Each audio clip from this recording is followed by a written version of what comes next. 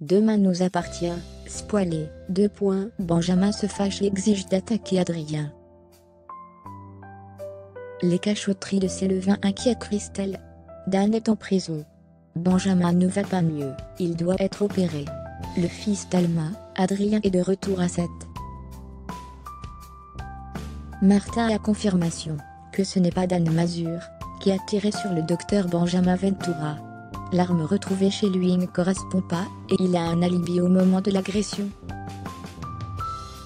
Léo déprime au petit-déj. Damien et Audrey tentent de lui remonter le moral. Le père de Mathis était-il viol comme Stanislas? Audrey explique que ce sont deux hommes très différents. Dan a juste été dépassé par peur de perdre la garde de Mathis. Audrey confirme à Léo qu'il peut rester pote. Sylvain part de la chambre d'hôtel avec un beau costume. Il dit à Christelle qu'il a RDV pour un nouveau travail. Sylvain part précipitamment et reste flou avec Christelle. Nour donne des conseils à Gabriel pour son premier jour de stage. Elle trouve qu'il a mis trop de parfum et lui conseille de déboutonner un bouton de sa chemise. Gabriel va gérer les tâches du secrétariat juridique. Raphaël a un parloir cet après-midi, elle propose à Gabriel de venir, ça va être son baptême du feu. Christelle se confie à Charlie, elle a peur que Sylvain le trompe.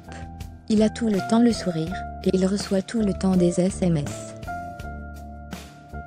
Charlie tente de rassurer Christelle, elle est persuadée qu'elle est la seule femme qui compte pour Sylvain.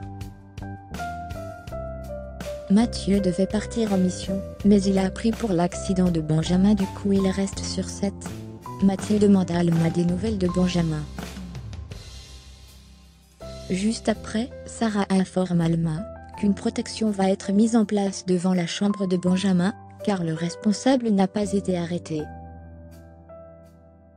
Gabriel et Raphaël voient Dan Mazur au parloir, il demande à sortir de prison, car il va crever là.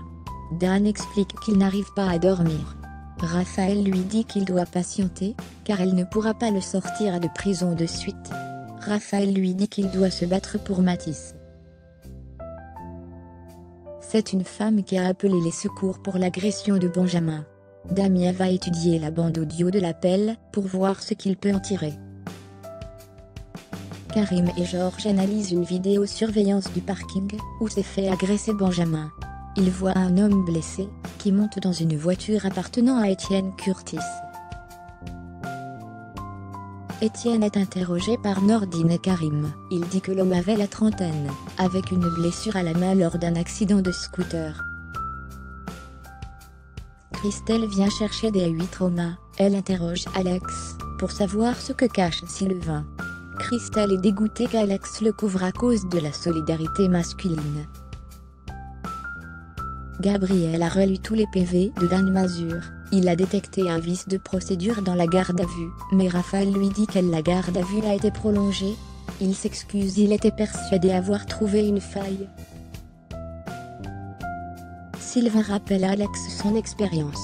Alex dit qu'il doit parler à Christelle, car elle pense qu'il la trompe. Sylvain veut faire la surprise à Christelle, il s'agit d'une maison.